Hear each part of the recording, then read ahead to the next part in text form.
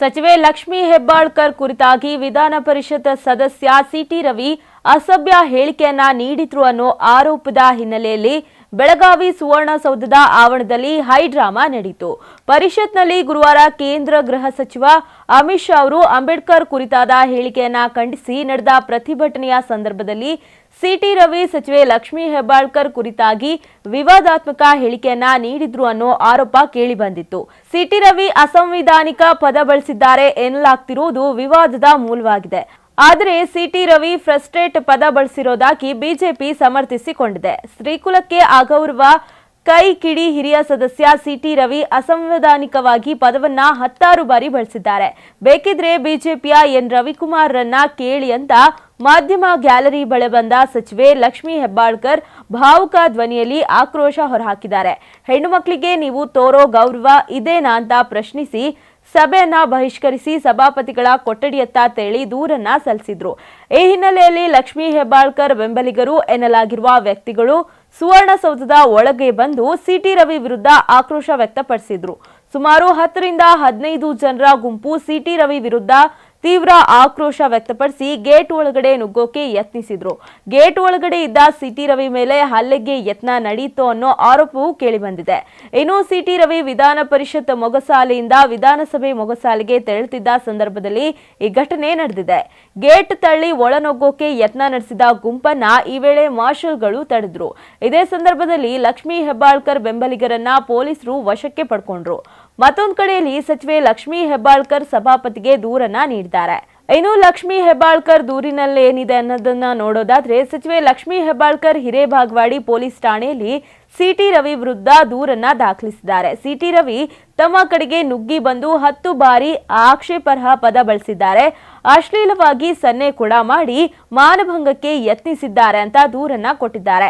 ಇದರ ಬೆನ್ನಲ್ಲೇ ಸುವರ್ಣಸೌಧದಲ್ಲಿ ಧರಣಿ ಕುಳಿತಿದ್ದ ಸಿಟಿ ರವಿಯನ್ನ ಹಿರೇಬಾಗವಾಡಿ ಪೊಲೀಸರು ಬಲವಂತವಾಗಿ ಹೆಗಲ ಮೇಲೆ ಹೊತ್ಕೊಂಡು ಜೀಪು ಹತ್ತಿಸಿ ಕರೆದೊಯ್ದ್ರು.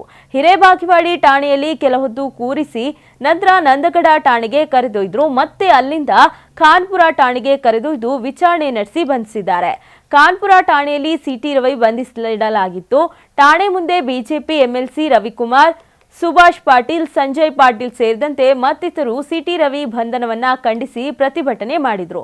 ನಂತರ ವಿಪಕ್ಷ ನಾಯಕ ಆರ್ ಅಶೋಕ್, ಬಸನಗೌಡ ಪಾಟೀಲ್ ಯತ್ನಾಳ್, ಸುನೀಲ್ ಕುಮಾರ್, ಅರವಿಂದ್ ಬೆಲ್ಲದ್, ಮಾಜಿ ಸಚಿವ ಪ್ರಭು ಚೌಹಾಣ್ ಖಾನ್ಪುರ ಪೊಲೀಸ್ ಠಾಣೆಗೆ ಲಗ್ಗೆ ಹಾಕಿದ್ರು. ಆದ್ರೆ ಠಾಣೆಯೊಳಗೆ ಯಾರನ್ನೂ ಬಿಡದ ಕಾರಣ ಭಾರೀ ಜಟಾಪಟಿ ನಡೆಯಿತು.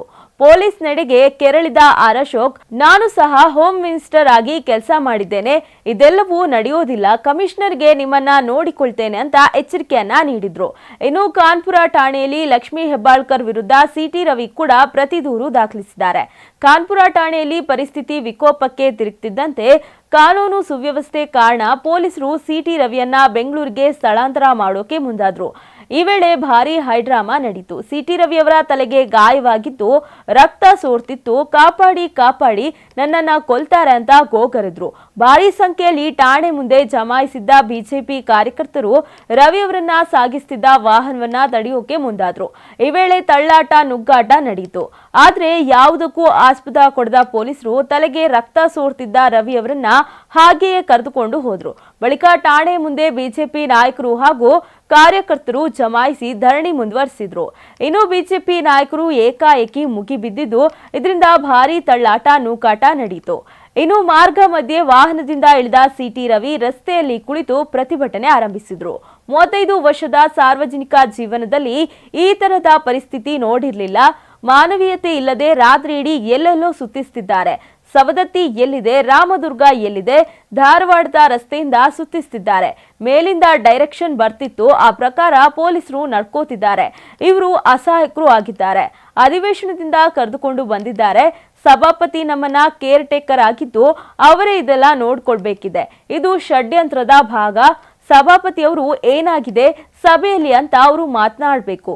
ಸಚಿವೆ ಹಾಗೂ ಡಿಸಿಎಂ ಅವರ ನಡವಳಿಕೆ ಹೇಗಿತ್ತು ಅಂತ ಎಲ್ಲರೂ ನೋಡಿದ್ದಾರೆ. ಸಾರ್ವಜನಿಕವಾಗಿ ಕೊಲೆ ಮಾಡುವ ಬೆದರಿಕೆ ಹಾಕಿದ್ದಾರೆ. 3 ಬಾರಿ ನನ್ನ ಮೇಲೆ ಅಟ್ಯಾಕ್ ನಡೆದಿದೆ. ಯಾವುದೇ ಸ್ಟೇಷನ್ನಲ್ಲಿ ದೂರು ಕೊಟ್ಟರು ಎಫ್ಐಆರ್ ಮಾಡಿಲ್ಲ, ಕೇವಲ ಹಿಂಬರಹ ಕೊಟ್ಟಿದ್ದಾರೆ. ನನ್ನ ಹಕ್ಕಿನ ಚ್ಯುತಿಯಾಗಿದೆ. ಇದು ಬಹಳ ಕಾಲ ನಡೆಯಲ್ಲ ಅಂತ ಸಿಟಿ ರವಿ ಹೇಳಿದ್ದಾರೆ. ಈ ಸರ್ಕಾರ ಬೆಳಗಾವಿಯನ್ನ ಮಿನಿ ಪಾಕಿಸ್ತಾನ ಮಾಡಿದೆ ಅಂತ ವಿಪಕ್ಷ ನಾಯಕ ಆರ್ ಅಶೋಕ್ ಆಕ್ರೋಶ ಹೊರಹಾಕಿದ್ರು. ಇನ್ನು ಡಿಸಿಎಂ ಮತ್ತು ಗೃಹ ಸಚಿವರ ಸೂಚನೆಯಂತೆ ಪೊಲೀಸ್ ಕಮಿಷನರ್ ವರ್ತಿಸುತ್ತಿದ್ದಾರೆ.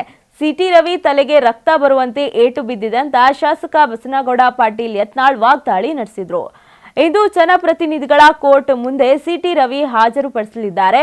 ಗುರುವಾರ ರಾತ್ರಿ ಬಿಗಿ ಭದ್ರತೆಯಿಂದ ಸಿಟಿ ರವಿಯನ್ನ ಕಾನ್ಪುರ ಠಾಣೆಯಿಂದ ಬೆಂಗಳೂರಿಗೆ ಬಿಗಿ ಭದ್ರತೆಯಲ್ಲಿ ಕರೆತರಲಾಗ್ತಿದೆ. ಇಂದು ಸಂಜೆಯೊಳಗೆ ಬೆಂಗಳೂರಿನ ಜನಪ್ರತಿನಿಧಿ ಕೋರ್ಟ್ಗೆ ಸಿಟಿ ರವಿಯನ್ನ ಪೊಲೀಸರು ಹಾಜರುಪಡಿಸಲಿದ್ದಾರೆ ಅಂತ ಹೇಳಲಾಗ್ತಿದೆ. ಇನ್ನು ಈ ಹಿನ್ನೆಲೆ ಚಿಕ್ಕಮಗಳೂರಿನಲ್ಲಿ ಸಿಟಿ ರವಿ ಬಂಧನ ಖಂಡಿಸಿ ನಗರ ಬಂದ್ಗೆ ಕರೆ ನೀಡಲಾಗಿದೆ.